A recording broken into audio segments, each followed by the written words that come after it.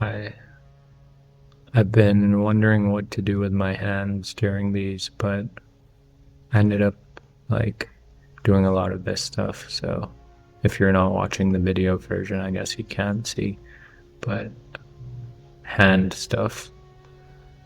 Anyway, I've been thinking about something that feels almost embarrassing to admit out loud, mostly because of how much time it takes up. I think a lot of us spend hours watching people talk about other people talking. Not the original thing, not the event itself, not the source, but the response and reaction. The pause where someone else goes, "Wait, did you notice that? Oh, look at that," and zooms in on a corner of a video. And somehow, instead of feeling like wasted time, it feels kind of stabilizing, I guess, which should probably concern us more than it does. I think at first glance it looks passive.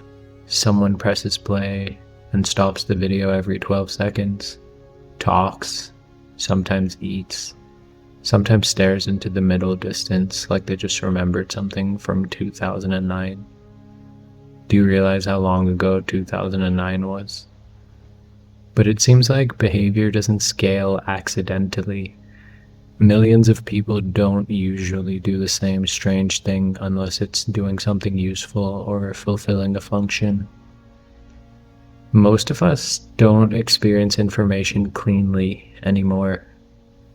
We get these fragments, contextless clips, moments already stripped of tone, intention, and aftermath. I feel like we're dropped into the emotional middle of something and expected to instantly know how to feel about it. I guess kind of like this. It does end up getting kind of exhausting. To me, it seems like watching someone else engage with the material slows the experience down. It's like they absorb the first impact. They get the first flinch and the first laugh. They also get confused first, which means we don't have to. It's like emotional buffering, except instead of a loading screen, it's a person going, "Hold on, let's actually look at this." I think some people bring calm just by existing at a lower frequency. Their voice doesn't spike, their pacing doesn't rush. You can almost feel yourself relax while they're still on the first sentence. That tone becomes a reference point. Not necessarily for what to think, but for how intense thinking needs to be. It seems like there are others who do things differently, though. They seem to be thinking out loud in a way that's openly messy. They seem to contradict themselves. They lose the thread. They circle the same idea 3 times and then just abandon it completely. I do that too.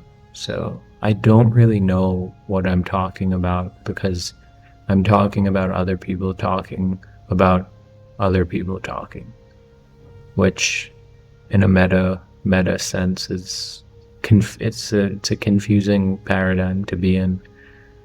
But I think that is how most people actually think, just usually in private and usually with way more self-criticism.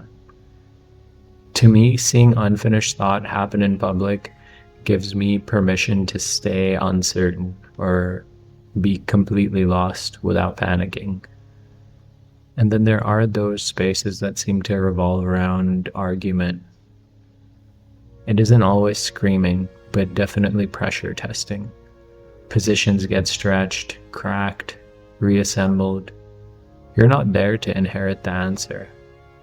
It seems like we're just there to watch what thinking under strain looks like, without collapsing into tribal reflex, which I love to do. And then there are the voices that specialize in translation. They're like a kind of modern alchemist, taking chaos and slowing it down until it becomes palatable. They usually aren't telling us what to believe, but seem to be trying to help us understand what just happened without making us feel stupid for not getting it instantly. It does seem like a form of information delivery, but I think the way it manifests is like nervous system care. And then, of course, in longer form spaces, there's something else that emerges. There are those people who are willing to sit inside contradiction without racing toward closure. I think that's what I try or hope to do. I mean, I'm lost, in case you didn't know, and so are you. Actually, it reminds me of something someone said to me recently. You can either be lost or a liar. And then he told me to pick my poison. And I guess I'd always rather be lost than pretending like I'm not, which is a painful way to live life. I think people who manage to do this don't land the plane quickly. They're just circling over the airport a bunch of times. I think if your inner life feels unresolved, then these people's patience feels like a breath of fresh air. But there are others who externalize thought entirely. Ideas seem to move through their bodies, their postures change, their hands start explaining things before their mouth does. And I think when it comes to people whose minds feel overcrowded, that embodiment creates a kind of structure without oversimplification, to me. And I don't know why I'm talking about this, but I don't usually even know how I'm talking. Like I do, if we look at neuroscience, and biology, we can understand how words are coming out of our mouths, but consciousness is another thing entirely, as you can tell by my pursuits on this channel. I think across all of these styles of communication, though, the same thing keeps happening. People return to places where thinking is visible, where your reaction isn't super polished, where nobody pretends the answer arrived fully formed. And just like everything, there is another layer to this that I don't think we talk about enough. I think watching commentary does redistribute emotional labor. There's someone else processing the outrage. There's someone else metabolizing the absurdity. Someone else is naming the discomfort. I don't think it's outsourcing my thoughts. I think I'm sharing the load with someone else. And I think that does matter in a world that seems to never stop asking for immediate reactions. And of course, just like everything, this can go sideways.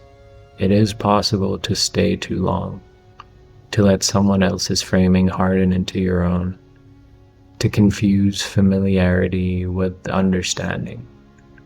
That does happen. It's happened to me 1,000 times, maybe more. But I don't think that erases the deeper truth under it all. I think people are... I'm saying I think a lot. But I guess that's what I'm doing right now.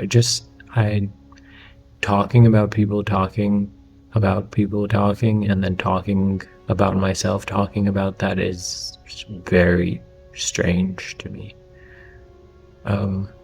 But it does seem like humans are searching for shared orientation, a sense that our actions or reactions aren't isolated, that my confusion isn't a personal failure, and that my thought doesn't have to be instantaneous to be valid.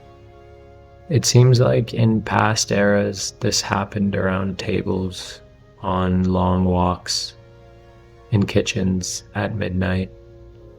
And now it often happens through screens, with someone pausing a video every 10 seconds and saying, okay, wait, watch this. The medium changed, for sure, but I don't think the need did. So when you find yourself 3 layers deep into reactions to reactions to reactions, I don't think it's a distraction. I think it's some kind of attempt to stay with the world without carrying it alone. And I suppose until we remember how to think together offline again, this is one of the places that work is quietly getting done.